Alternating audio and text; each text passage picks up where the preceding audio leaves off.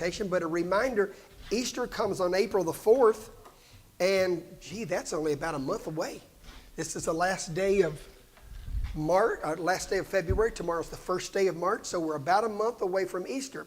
We've got the world by the tail on a downhill drag now. I think winter's behind us. We might get a little snow flurry or two, but I think spring's coming, and that'll perk us all up, don't you think? And then also reminding you that in addition to that, is this live? In what way? Is that on? Is that what you're asking? Well, I pushed a little button and a green light came on. Press it again. We'll get you fixed later. Okay. So in the month of April, we've got it. In the month of April, not only do we have Easter on the first Sunday, but on the 5 Monday nights in April, there are 5 Monday nights, I'm teaching on angels, Monday nights at 6:30. I won't be teaching every month, but the role they play in our lives, the role they play in God's life, and do we pray to them? Do we acknowledge them? What is their function? I'll be teaching on them 5 Monday nights, 6:30 each Monday night. And I hope you will come. Today I'm in John chapter 4, verse 10. Can anybody tell me with those 3 words what story this is? Open to everyone. What story is it? If I gave you this hint that there was water involved, would that help you? Huh? Nope, not changing the water to wine, nope. The woman at the well. The woman at the well. Yeah, newcomer, yeah.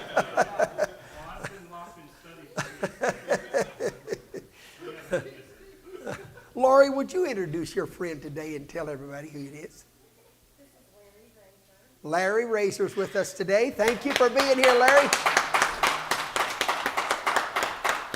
That's Rod Razor's cousin? Nephew, yeah. Rod Razor's nephew. He didn't want anybody to know that, but I went ahead and announced it. So this is what Jesus said to the woman at the well. It was just a 2-person meeting. Jesus sent his disciples on into town to do what? Buy some food. They were hungry. They said, "You going with us?" No, he said, I'm going to wait here. I'm going to sit on this well top. So off they went, sandals flopping in the dust. Jesus sits down on the well top because he knew somebody was coming. There's no accidents with God. He knows where you are and he knows where you're going and he knows where to meet you. So he sat down on the well top and here she came. And of course you know she'd been married 5 times and was presently living. Not all that her fault. You know, men just discarded women in the Middle East. You could have multiple wives, and then if you didn't like them, you could just divorce them and get rid of them. And the fact that she had had 5 husbands did not say anything necessarily about her as much as it might have said about their culture. And so Jesus knew her heart was broken. He knew that she would come to draw water at a time that others did not, because she didn't want to hear the ridicule of the others. So he waited for her. And when she came, he requested of her some water. And he said, if you knew.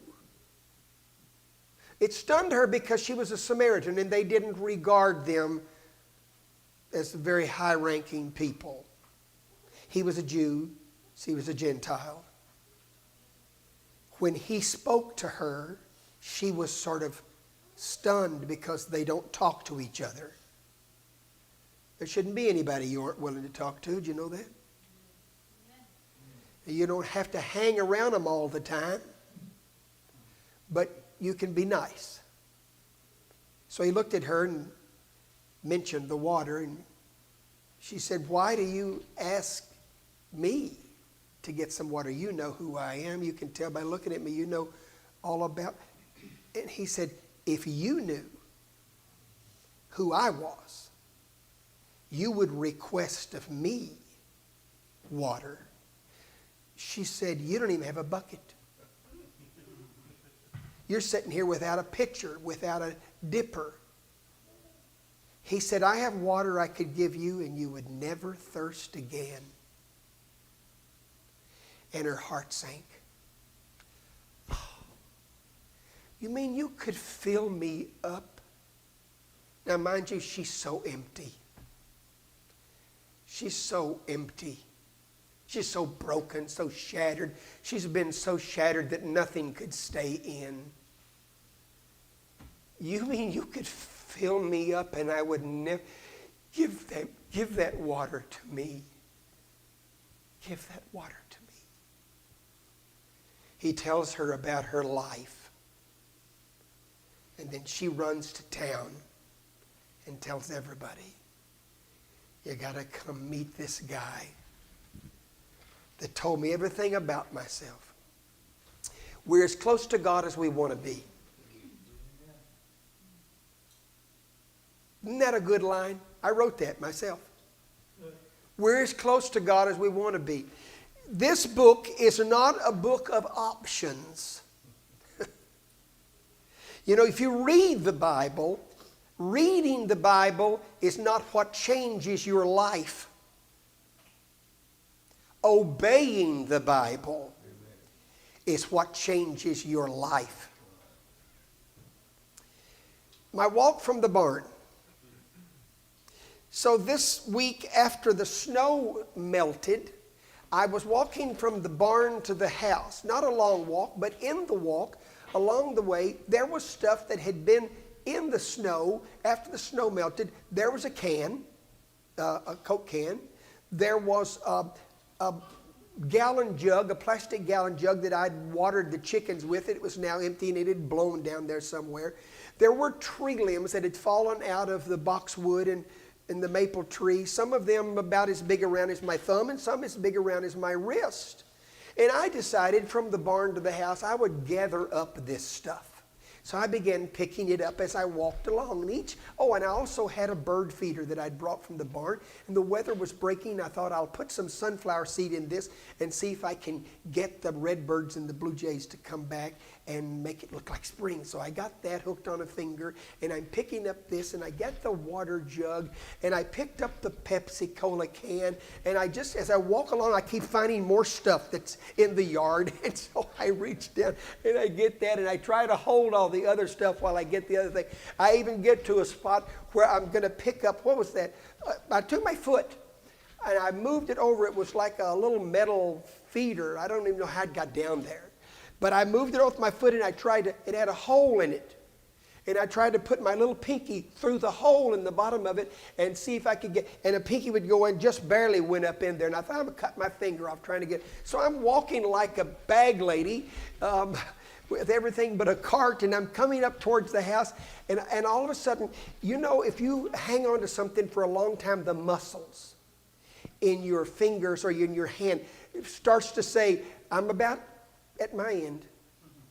I've about held on to this as long as, and I'm speeding up my walking, trying to get up there so I don't lose it, because I'm putting it in the trash can behind the house. And I feel it slipping.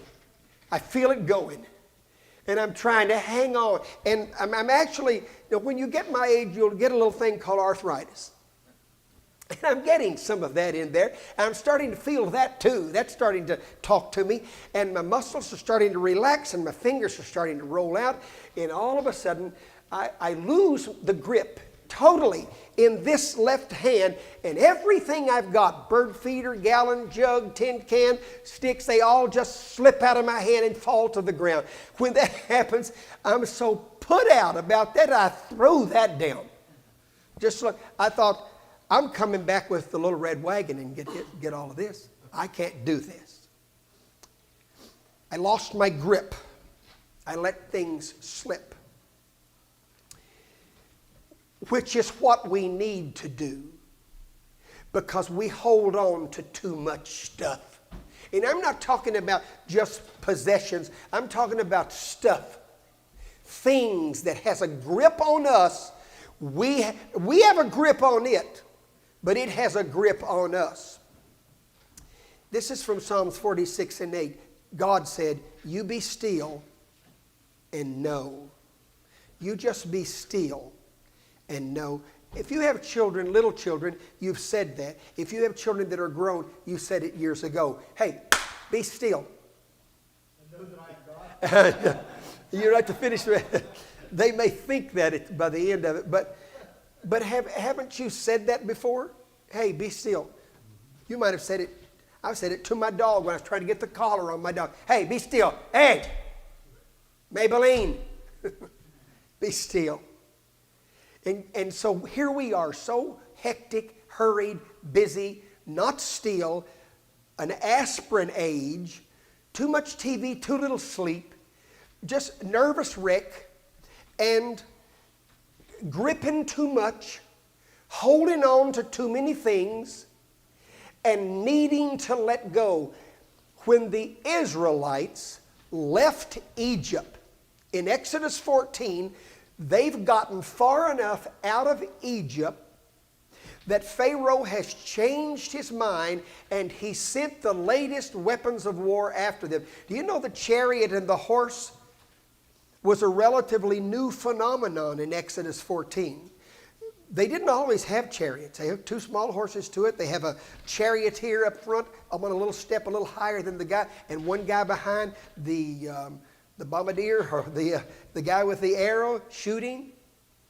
And they didn't have a marching army going after the Israelites because the Israelites had already gone 3 or 4 days ahead of them marching. No, Pharaoh said, let's get our latest weapon, chariots and horses, and let's run after them until we catch them, and I want you to get them back here, bring them back. Now, out there in the wilderness where they were, the Israelites had said to Moses this, you brought us out here to die. And they said, we should have stayed where we were. Why would you stay where you are when you're miserable? Because you're in control. Say, I like to be in control. Say that. Yeah, even if you didn't say it, you do like to be in control, okay? Some of you, your lips moved, but no sound came out. But you like to be in control. You like to hold on to it. You like to have the grip. You're the one that carries it. And there's a security that you feel when you are in control. You feel safe. You feel like your life has purpose and you're in charge of the purpose. You're in charge of where it goes, and when it gets there, you like to be in control. I know that feeling. In fact, I have a t-shirt given to me by my daughters that says, it's just a black shirt with white print on the front of it that says, I'm a control freak. My kids gave me that. And even though I don't think that's true, why would they get that for me? Huh? Because I like being in control also. Because I like to decide what I pick up and how far I carry it. Because I like to be the one. You know, Robbie, I think of you out there at the farm. What a difficult decision it must have been for you and Katie Sue when you decided to have your sale, because you came to a conclusion that you had things you had tractors you probably were never going to drive. You had pieces of equipment you probably never were going to use again. And you had implements and tools, and if you've ever been to Robbie's place prior to the sale, you would have just been stunned to see what all he had accumulated. But at some point, you have to decide, you know where I live? Do you know my farm, somebody had it before me? Do you know somebody will have it after me, and after them, and after them? It's not ours.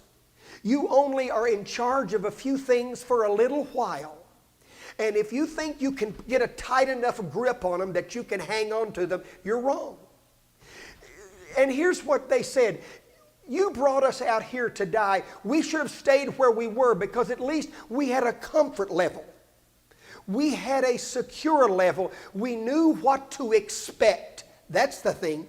We knew what to expect where we were. Now, God will pull you right out of your comfort level and put you in a position that you know nothing about. You see that last line I typed this morning? The battle doesn't start till you leave. Do you know Pharaoh made them an offer? First he said, okay, y'all can go out and worship your God, but you can't take the kids. How about that? But you can't take the kids. Well, no, we're not going to leave our children. Okay, I'll make you another deal. You can go out and worship your God, but you can only go out 3 days' journey. You can't go very far. And Moses never accepted either one of those. And he said, when we go, we're gone. We don't know how long it'll take us. We don't know the whole plan. But when we leave, we're leaving.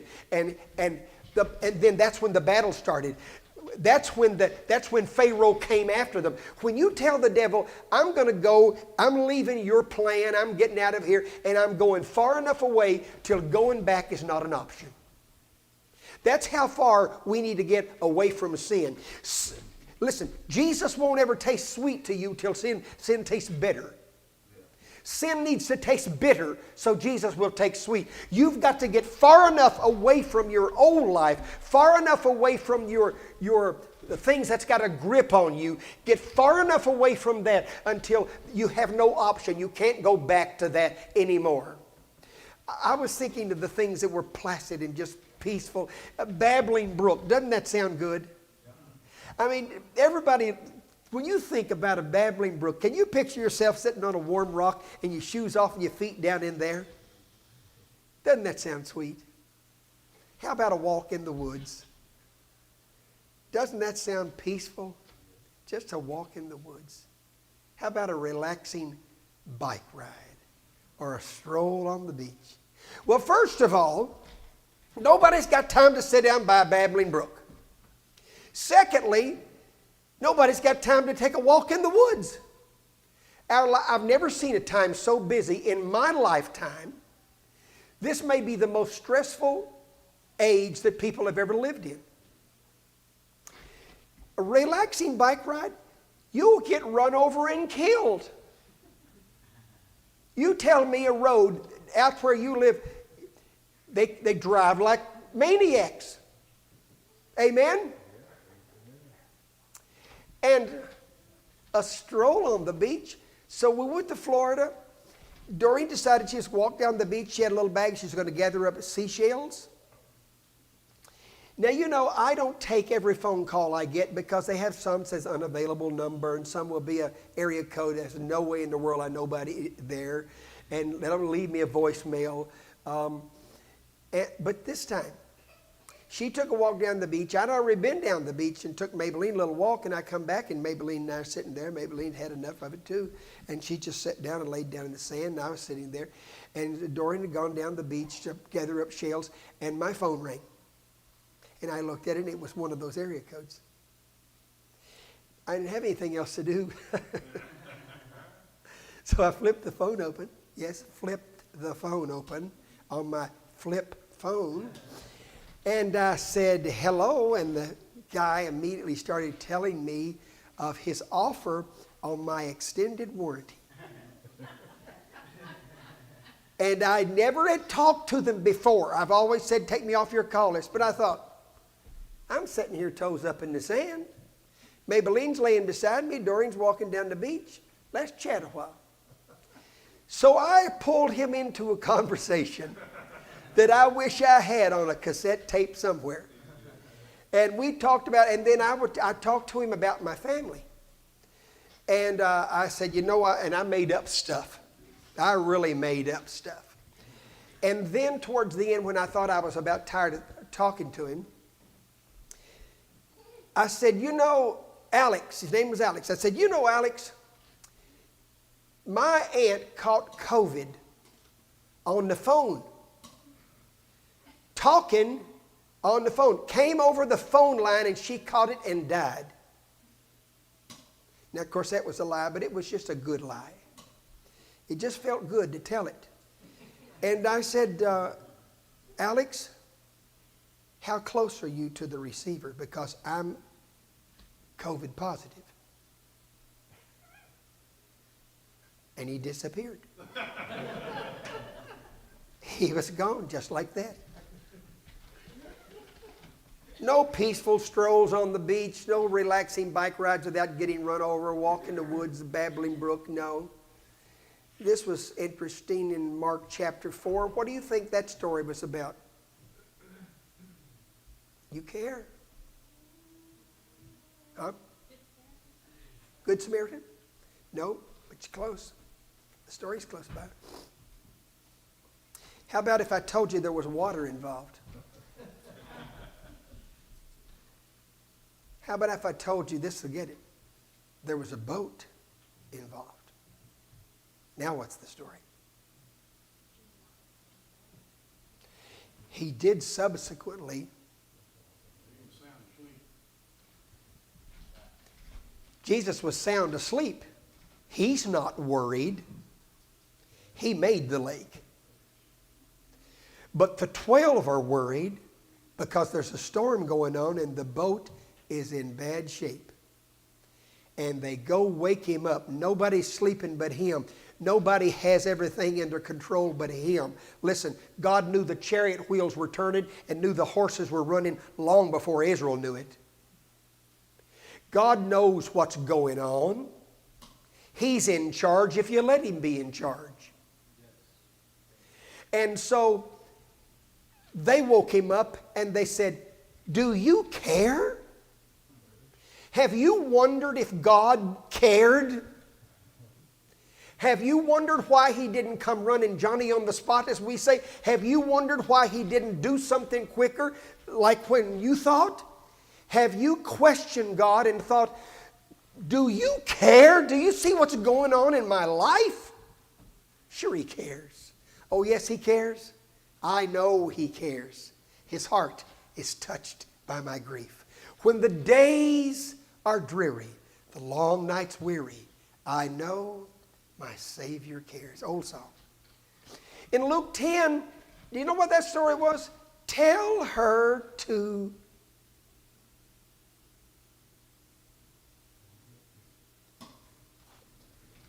Who was it? It's Martha. Martha said to Jesus, "Tell her to come help me.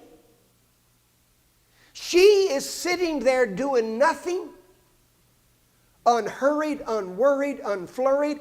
I'm in here flustered, hustling about, trying to get dinner ready.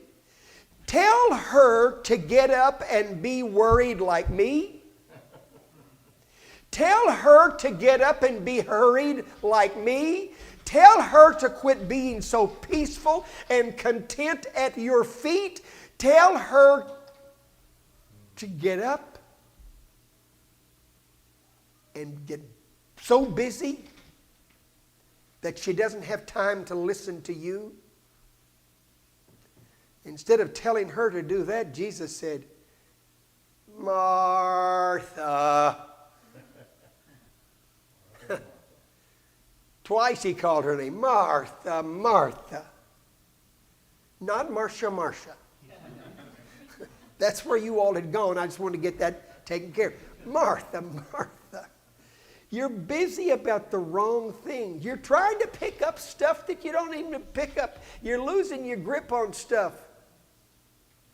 Trust in the Lord with all of your heart and lean not on your own understanding. In other words, don't put your weight and your hopes and your dreams on the wrong thing. When you lean on, like leaning on a crutch to help hold you up.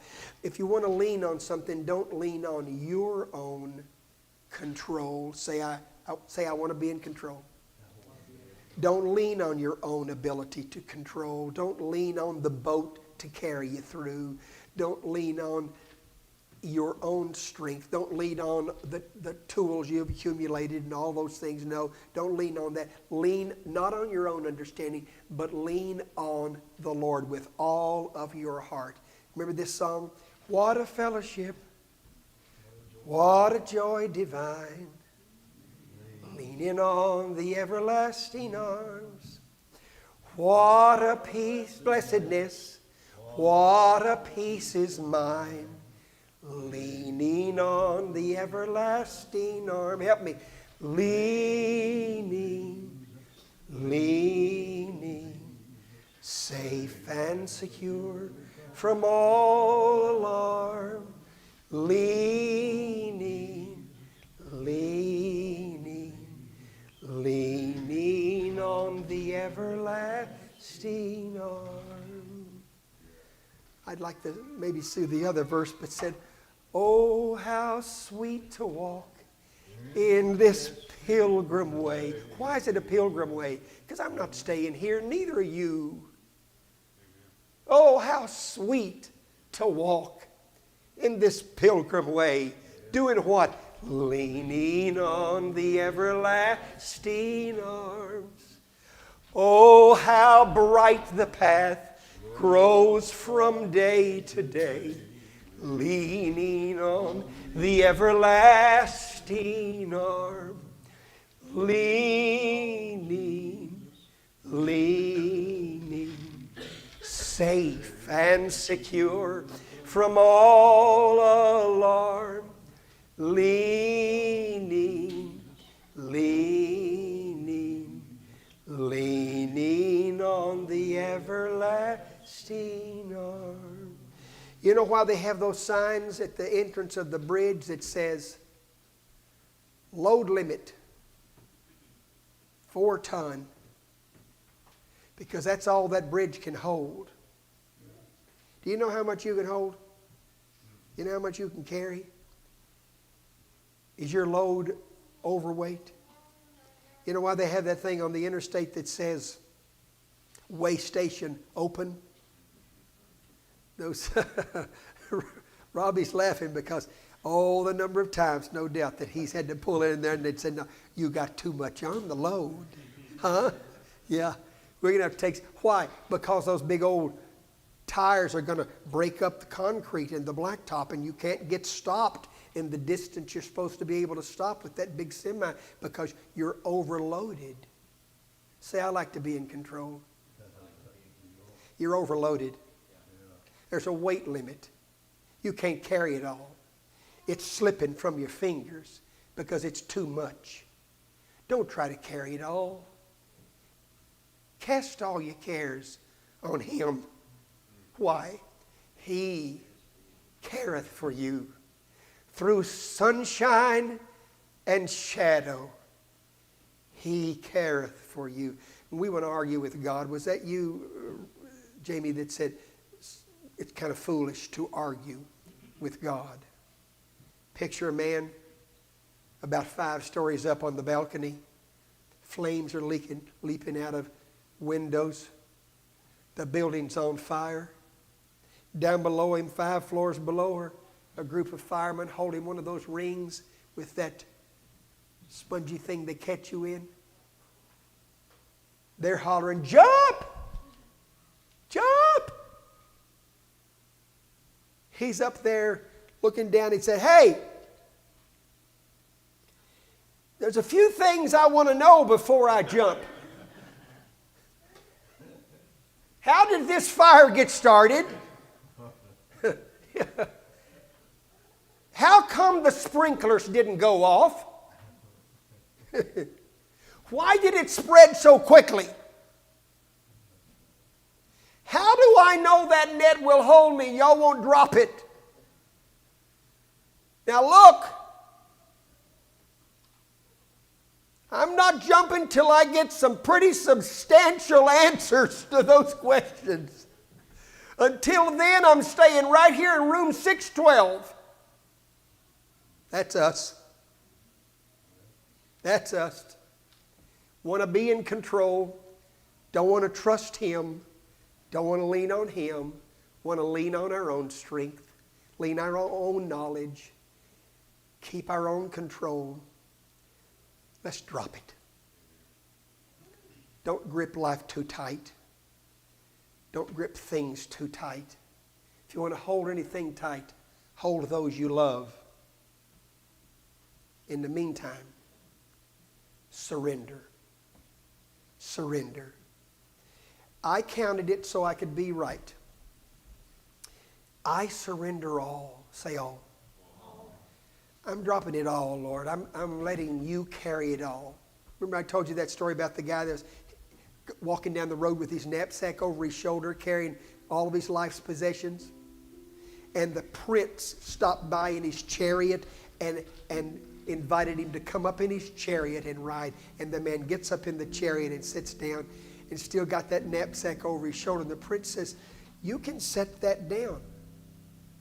You don't have to keep it on your shoulder. Oh, he said, Your Highness, it's kind enough of you to offer me a ride. I couldn't ask you to carry my load also. He's already, when he took you, he took what you were carrying. You're a package deal. When he picked you up, he picked up all your baggage with you. So I counted it. If I'm correct, if we sang all the stanzas and the refrains in that old song that Judson Van Deventer wrote in the 1800s, I surrender all. 30 times he says surrender in the song. 43 times he says all. The opening line says, all to Jesus I surrender. Doesn't that say it all? All to Jesus I surrender. Here's an opportunity today for each of us to loosen our grip, to let go, to give up control. How's that working out for you running your own life? Are you sleeping good at night? No worries? No stress? You think you've got a grip on something that maybe you ought to let go of? Should you say today, I give up, I surrender. All to Jesus I surrender. All